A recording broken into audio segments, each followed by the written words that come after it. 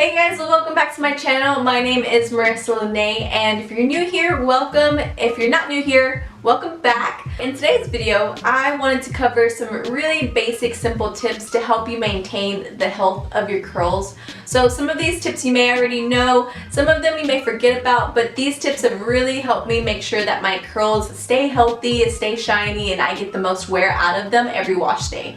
Okay, so we're just gonna jump right into it. The very first tip that I have for you guys is to make sure that you're taking care of your hair even when you're sleeping. So you might be used to sleeping on a regular cotton pillowcase, and to be honest, that's not gonna be the best way to help maintain your curls while you sleep. So the best thing that you can do for your curls is to make sure that you are sleeping on some kind of breathable material, preferably silk or satin. So today I wanted to show you guys what I sleep on. So this here pillowcase is what I sleep on every night, and it's from Lily Silk. So Lily Silk is a place where you can get all kinds of silk materials. So they have scrunchies, they have bed sheets, they have pajamas. Really, this silk pillowcase gets the job done when I'm trying to protect my curls at night. The great thing about Lily Silk and the silk pillowcase is mulberry silk. So mulberry silk has a lot of great benefits, not only for your hair but for your skin. So it's kind of like a 2-for-1.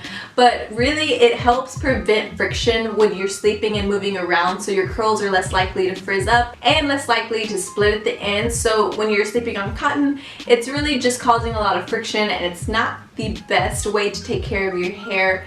It also absorbs moisture because humidity and moisture in the air can also cause your hair to frizz up. So by the pillowcase absorbing it, you're really helping make sure that your curls last longer than if you were sleeping with something else. It's also antibacterial, which makes me feel really good and just more clean when I'm sleeping too. And it's just really soft and smooth, so I love the feeling of laying on this after I shower. I really don't even have to do too much with my hair. Like if I'm just exhausted, I know that I have my silk pillowcase on and it's going to protect my hair anyway, so I will literally just lay it down, pull my hair up over the pillowcase, and it's good to go. Okay, so if you want to give your hair a little extra protection at night, and I usually do, you can also go in with a silk scrunchie. So you're going to want to use a silk scrunchie instead of regular hair tie for the same reason that you want to use a silk pillowcase instead of a cotton one. It's going to create a lot less tugging and pulling at your hair, and overall it's just a lot more gentle. So I will show you exactly how I put my hair in a pineapple at night.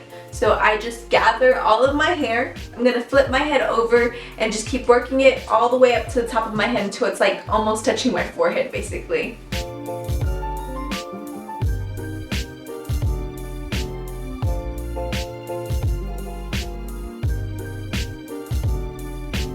So this is what it looks like. It looks a little crazy. I do not wear it like this anywhere, but this is perfect for when you're sleeping because you can literally just lay it over. So this is pretty much exactly how I look when I go to sleep. So it's great because my hair is out of my face. I'm not going to roll around on it. I'm going to take this down so I don't look silly. So it's super easy to take out in the morning, and I only have to wrap it around once so I don't get any kind of creases in my hair, which is always a plus. So if you're going to invest on anything when you're first starting out your curly hair journey, or whether you've been doing this for a while, I would definitely say a silk pillowcase is the way to go. So Lily Silk was kind enough to give me a discount code for you guys, so I don't make any money off of any sales or anything like that. I just wanted to pass this along for you. So take a look. There's a lot of great things, and it's definitely something worth investing in. The next way that you can help maintain really healthy looking curls is to pay attention to the shampoo that you use. Honestly, when I first started wearing my hair curly, I didn't think that the shampoo and conditioner I used made a huge difference on how my curls came out. I honestly thought it had everything to do with the products that I used and how I styled my hair as far as the technique. I think I was using Pantene at the time, and then I switched over to a more curly girl friendly shampoo, and I could tell a really big difference, and I was really surprised. So the difference that I could tell when using a curly girl friendly shampoo compared to a drugstore shampoo that had a lot of sulfates and conditioners that had a lot of silicone was I could tell it was a lot easier to detangle my hair, and it didn't feel as streaky when I was wringing it out after the shower. So I always kind of felt like there was a residue on my hair afterwards, and I really didn't notice that until I started using more curly girl friendly shampoos. So I think the biggest difference that I could see in my hair was that it was a lot shinier, it was a lot easier to run my comb through and distribute products evenly, so overall it just felt a lot cleaner. even though, you know, sulfates are used to really strip your hair of all like dirts and imperfections and any kind of buildup in your hair. So pay attention to the ingredients that you're using in your shampoos and conditioners. It might seem tempting to get a really big bottle that's a lot cheaper than the Curly Girl friendly shampoos and conditioners, but I promise you, your hair will thank you whenever you switch over to more natural or less harsh shampoos and conditioners. Okay, so this next tip is for my girls that get your hair colored. I get my hair colored, I mentioned this a few times, this is not my natural hair color. So in order to maintain the strength and integrity of your hair, you're definitely going to want to use a protein treatment. Right before you go into the salon, use any kind of protein treatment. So my favorite, I would say right now, is the Palmer's protein treatment. There are a lot of other good protein treatments. I like the Shea Moisture, Manuka honey, and yogurt. There are a couple of others, and I'll leave a list of those down below. But the reason you want to do that is, again, just to make sure that your hair is strengthened and really strong before you go in and add chemicals, because it can break down your hair just a little bit. And then you're also going to want to do the same thing after you get it dyed. So I know that you're not really supposed to wash your hair out for a couple of days, but as soon as you're ready to wash it out, go in and use another protein treatment, because again, it's just going to strengthen your hair. It's going to help it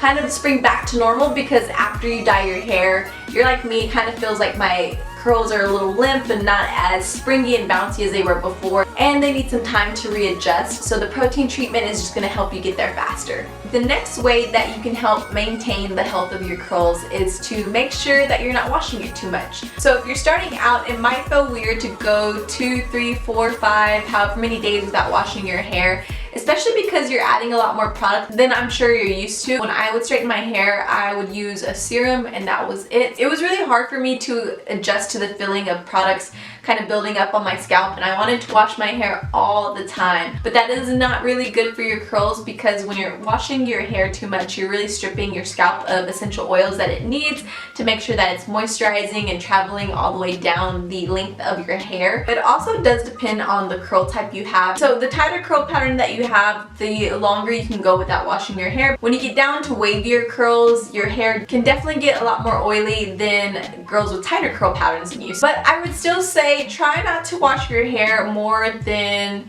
every 2 days at the minimum. So if you can, try to go 3 or 4. You're really going to see a difference in how your hair retains moisture and just making sure that the water isn't drying out your hair.